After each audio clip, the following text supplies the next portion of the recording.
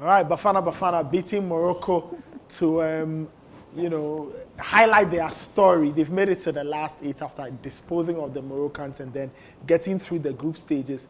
It's been a very interesting ride for these two teams, almost contrasting fortunes. So Cape Verde have had you can call it a perfect ride through, no losses, 2 wins and a draw. Beat Ghana, drew with Egypt. With their second string team, actually. Yeah, tore into the Mozambicans properly. Yeah. And then they needed a last-minute penalty to survive against, Mauritania. Very interesting game.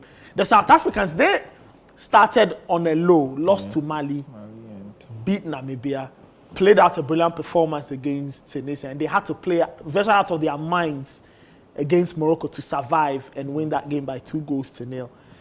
It almost like brings them together, two contrasting parts. So now let me start off with you. Let's talk about Cape Verde, one of your favorite teams. You've highlighted the different things they've done all through. Let's talk about some of the things you've seen them do and then we zone in on what all of it will mean against South Africa. So one thing that they've done brilliantly is to find your weakness and capitalize on it. So they just scout you out properly and then they play to defeat you at your weak point. And they've done that brilliantly. Sometimes I wonder if we would ever see a team like this from Cape Verde again because the average age is bad. This team is aging. Yeah. Over 29 years, 30 years, and they are that old. And this is their last tournament. After this, they are done. So they are just enjoying it. They call it cruise. We can call it cruise control for them now. But going into a game against South Africa, they are going to need to play above everything they've done so far.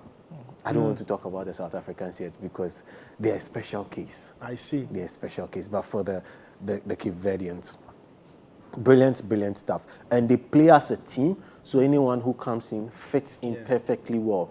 The kind of goals they have been scoring. You saw that against Egypt. They made changes, but the intensity did not drop.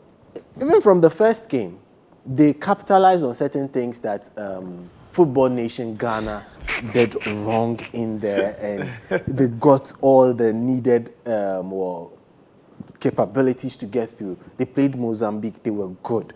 The Egyptian game actually... that Mozambique game, I think it highlights when you scout properly. Yeah.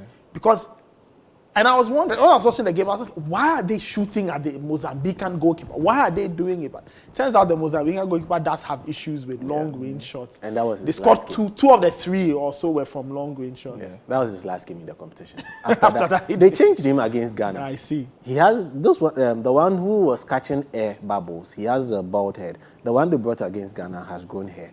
He can't grow hair in that quick time of a space. But interesting. The likes of Bebe. That means they have now scouted the South African team and have found a deficiency. I just want to see how they deploy it. It's going to be very, very interesting. But right. I will not tip anyone in this. All right, Emmanuel, your thoughts on the South Africans, what we've seen. They've experienced all kinds of emotions, but they are here, the last 8. I mean, as you stated in the intro, they didn't start the tournament well. Percy Tau got a penalty, put it into the sky. They lost that game. He scores that the story is probably different. Yes, and they've gradually gone into the tournament. I like how this game looks. 2 teams that like to play the ball. 2 teams that like to move around. It's not a static kind of formation. You talk about Cape Verde, that front 3 or front 2 or whatever you call them, they pop in and around anywhere.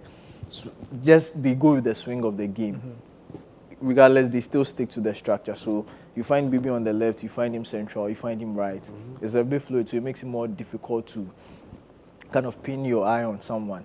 But then South Africa, in as much as they like to play together and progress the ball from defense, in as much as that is good, that could be a problem.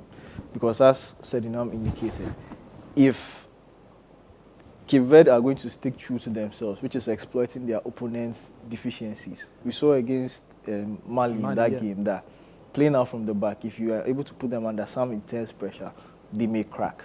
And that's something that Cape Verde may look to exploit. We saw a bit of that against Ghana where they pinned us into our 18 and we couldn't progress the ball. No, Ghana couldn't progress the ball. That's fine, it's okay. So that's something that you think Cape Verde should have watched, seeing that they scout teams very well. So South Africa would need to be careful. They'll need to know when to and how to. But also, I think Pesitao needs to come to the show. Yeah, he needs to show that he's the big man. He needs to show that he's their postage guy. Other players have stepped up. We've seen a lot from Mokoena. You've seen Mvala, the defender. He was, outside the penalty, he was immense in that Morocco game. Nothing went past him. And Temba Zwane's looked really good as well. I enjoy watching him. He scored some very good goals. I like their number 9. He seems to pick his moments, but we need to see more of that because... What's his name? Evidence. Mokopa. Yeah. What kind of names are the evidence? He's the bald head in the number 9 shirt. I mean, that's how best we can do. But you need to see more of that. But another thing about South Africa is they pick their moments. And Cape Verde, had Mauritania been a bit more efficient with that Gil's Air chance they had, that would have changed the dynamics of this game because that was, I think, it had about 10 or 15 minutes more to go. And if you saw Mauritania against Algeria, how they defended that goal. 1-0 Mauritania and they defend to the death. Yeah, and that's the setup they would have also used. So Cape Verde will also need to be careful because this SC team, they know how to grind results. They know how to stay in games. Yeah. They know how to... they have a very, very good structure. I like the spine of the team. The goalkeeper good. You have Mvala, you have Mokoena, then you have... Of course, if you have 8 players from Sundowns, it helps. The Brazilians of... and Sundowns, you say they are top 3, top 5 team in Africa. They are. There's the cohesion is already there. The African Super League, won the CAF Champions League 2016, exactly. And they've gone close ever since. It's not like... like Orlando Pirates who won in '95 and they didn't have a crack at it until the noughties. Yeah. But Sundowns won it in 2016 and they are there or thereabouts, either in the Comfort Cup. And they're very consistent. So I think that's something the South Africans will build on. Yeah. But you are Hugo Bruce, you are here. You look at Cape Verde. Should South Africa be tempted to go after Cape Verde and see if they can dominate the game, or they need to be careful of what the Cape Verdeans can do? Because we've seen Cape Verde, they don't even have time to sit back. They attack all the time. They're coming at you. Sorry, sit down before I get to you. You just need to hit them. So go at them, pin the ball up, so that you're able to play in the spaces that they leave, because they're always coming at you. Yeah. They keep pressing. Now, Emmanuel mentioned something that playing from the back might be something which is deficient, because if the Cape Verdeans notice it, they would pounce on that. Exactly. So what you've got to do now is just one pass and then lob the ball over them for a runner to get onto it. Yeah. And then just tap it back into Zwane for him to now look for Pesitao. For Pesitao, I think he's playing the team game. So we'll let him rest because he's been a pale shadow of himself. Yeah, he hasn't been that good. That's the only way they can beat them. One ball to either right or left and then pin it.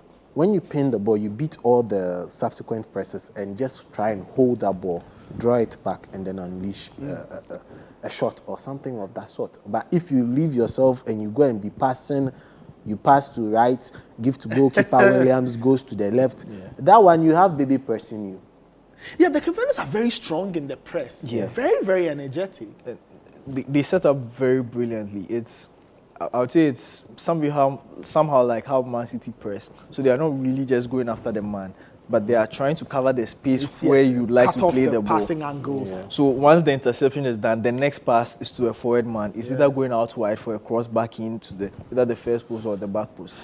Quick transition and they are in behind your defense. All right. It will be fascinating on the tactical side of things. I think that there's a picture that's making the rounds. I'm not too sure of Rulani Mokoena, scouting for the South African. He's an absolutely fascinating tactical mind. Brilliant. He is superstar. He's box office. I mean, if he is there, I haven't seen him on TV in a while. If he is there, of course, then he's Hugo Bruce's second pair of eyes. Yeah. And he knows this team. Yeah. He knows the South Africans. 8 players from his team. And a lot of his players are in the tournament. Then Namibia number 9, Peter Shalule is a Sundowns player. Yeah. So I guess, if he's the extra pair of eyes for Hugo Bruce, he would know what exactly to do. But I get the sense this will be an open game.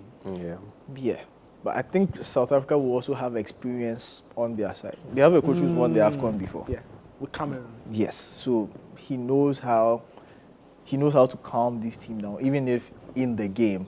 things may not be going their way in terms of, okay, we want to pass the ball and move. We are not getting enough of the ball. Okay. How to steady their head, how to steady the ship. Because it's knockout football. You are just trying to take advantage of something small that goes wrong in the opponent's team. Yeah, and then In as much as you are trying to do that, you are trying also not to give away much. So if you have someone like that in your corner who's been there, done that, it also helps and Of course, gives you a bit of an advantage. the Cape Verdeans collectively have their own little experiences playing Yeah. all across the world, all across Europe. And for a lot of them who have gone through the Portuguese system, they come together and they form a very formidable team. And they are one-time quarterfinalists, so we'll see. But I think South Africa can draw on very recent history. Remember, they did a number on Egypt in the 2019 edition. So they've been here before, and we'll see. It should be a fascinating game. I'd love to see how this one plays out. It will be like the direct opposite of the DR. potential DR Congo encounter. Again, I wonder whether South Africa would want to be a little conservative and back off the Cape Verdeans, or whether it will be Cape, because we haven't seen Cape Verde play on the back foot in the competition. They've attacked every team, and I guess they won't change now once they are here. No, you don't change what got you to where you are. Exactly. But maybe because the stakes are high, you are now a little bit more careful. But you are now also enjoying the part where you never expected it.